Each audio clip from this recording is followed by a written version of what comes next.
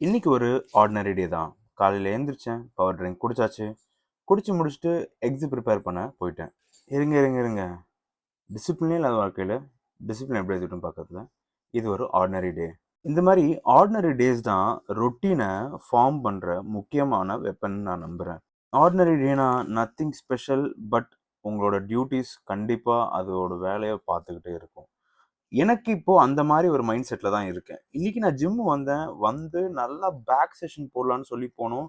இன்னைக்கு என்னோட பழைய பிஆர்ஸ் எல்லாத்தையுமே ஈஸியா ஹிட் பண்ணேன். நேத்திய விட இன்னைக்கு என்னோட எனர்ஜி லெவல்ஸ் எல்லாமே டாப்ல தான் இருந்தது. பேக் தான் நம்மளோட ஃபேவரட் செஷன் சொல்லியிருக்கோம் ஆல்ரெடி. ஸோ இன்னைக்கு கொஞ்சம் கூட பாரபட்சம் பார்க்காம நல்லா பேக் ஒர்க் அவுட் பண்ணோம் இன்னைக்கு. 6 to 7 வேரியேஷன்ஸ் நல்லா ஹெவி லோட்ல பண்ணிட்டு கார்டியோ பண்ண வந்தாச்சு. கார்டியோ நோ மேட்டர் வாட் ஒரு 20 to 25 மினிட்ஸ் எப்பவுமே எல்லாருக்குமே நல்லது.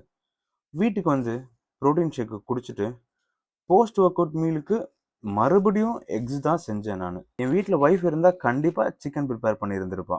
நான் பேசிக்காக கொஞ்சம் சோம்பேறி. ஸோ அதனால் நான் பண்ணலை. இருக்கிற எக்ஸ் வச்சு நான் இன்னைக்கு மேனேஜ் பண்ணிட்டேன். இது ஒரு நல்ல பேலன்ஸான மீல் தான். சாப்பிட்டுட்டு ஸ்டூடியோ போயிருந்தேன். இன்னைக்கு ஸ்டூடியோலேருந்தே என்னோட போஸ்டிங் அண்ட் எடிட்டிங் ஒர்க்ஸ் எல்லாம் அங்கேருந்தே பண்ணியாச்சு.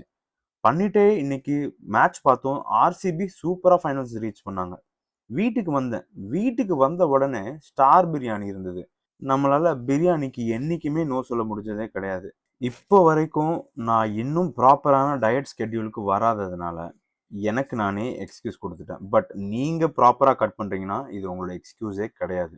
நல்லா பிரியாணி சாப்பிட்டு முடிச்சுட்டு டயட் கோக் குடிச்சிட்டு என் டேயை முடிச்சுக்கிட்டேன். நாளை பார்ப்போம். With some more discipline.